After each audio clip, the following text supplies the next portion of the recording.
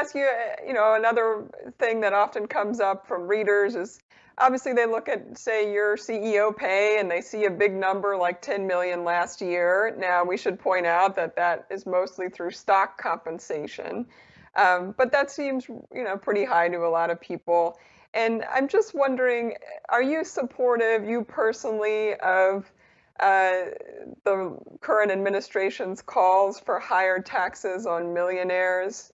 Do you think a little bit higher is maybe the more just and equitable thing to do?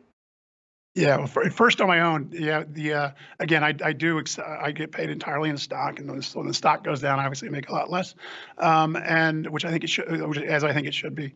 And furthermore, as part of that PSP program that I described, uh, you'll see next year that, that mine and other airline executives' compensation is much, much lower, because that included severe restrictions on executive compensation and reductions.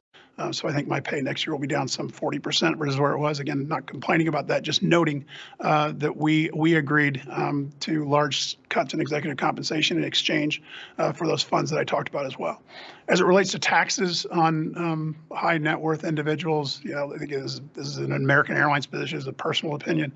Yeah, I'm certainly happy to pay more. I think that's a right, that's an obligation for those of us as Americans to make sure that we're paying our fair share. And again, high net worth individuals will argue they're paying more than their fair share, but those of us that can't afford to pay more, I think, have an obligation to be willing to do so if it helps the country move forward. So again, that's my own personal view, not an American Airlines view. It's not really an American Airlines question, but I think I think it's probably more pervasive than people think. That those of us that are fortunate enough to make more should pay more.